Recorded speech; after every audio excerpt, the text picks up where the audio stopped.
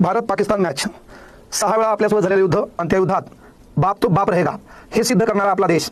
अरे घर में नहीं ज्वारी आम्हा पुऱ्या पकारी तुमचे खायचे वांधेत तरी तुम्ही त्या क्रिकेटच्या मैदानावर येडे गवाळे चाळे करता. तुम्ही आमच्या देशाला 3310 किलोमीटर लागून येत. हे तुमचा नकाशा आहे. नकाशाकडे जरासी नजर लावून पाहिलं ना तर बसलेल्या कुत्र्यासारखे दिसणारे भिकारचोट तुम्ही आहे ना.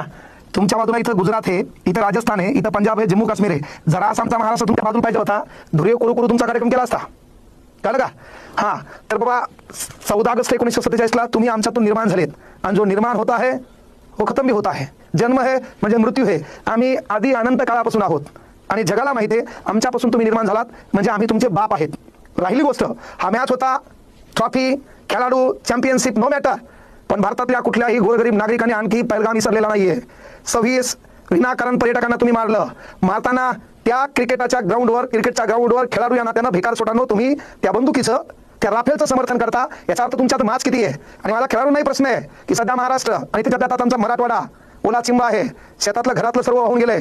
म्हणून तुम्हाला आयडल किती दिवस म्हणायचं तुमची स्टेटस स्टोरी का ठेवायची. तर खऱ्या अर्थानं तुम्ही देशाचे हिरो आहेत ना. ज्या पद्धतीने तुम्ही बॅट घेऊन होता तर तुमच्याकडे कमावलेला तो काही गडगंज पैसा आहे तो जरासा शेतकऱ्याच्या घशात येऊ द्या. म्हणजे खऱ्या अर्थानं तुम्ही तुमच्याबद्दल आम्ही ती आत्मीयता बाळगू. अख्खा भारत काल तुम्ही कसे खेळणार आहेत कळलं का. तुम्ही का जिंकायला पाहिजे या आतुरतेने जशी तुमची वाट पाहतो तुम्हाला वैयक्तिक हृदयामध्ये स्थान देतो. तर या हृदयाच्या स्थानामध्ये आणखी जागा तुम्हाला निर्माण करण्याची एक संधी लक्षात घ्या. या दुष्काळरूपी महाराष्ट्राला वाचवण्यासाठी दिलेली आहे.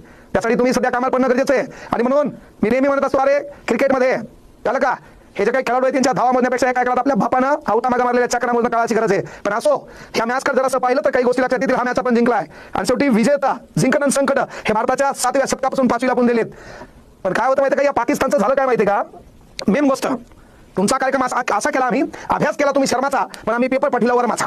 कार्यक्रम दोन्ही तुम्ही तुमचा ठोकला गेला. पण मेन गोष्ट एक लक्षात घ्या काल तुम्ही हरलात आणि हरल्याच्या नंतर आमच्या खेळाडूंचं म्हणणं का आलं तर याच्या अगोदर सामना खेळताना आम्ही तुमच्यासोबत हातही मिळवला नाही का.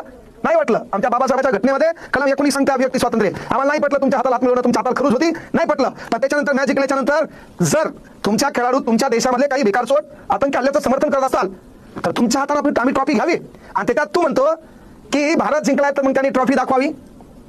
तू डायलॉग आणतो मोहसिन नकवी की भारत जिंकलाय तर भारताला ट्रॉफी दाखवावी. तुला त्या ट्रॉफी आहेत का.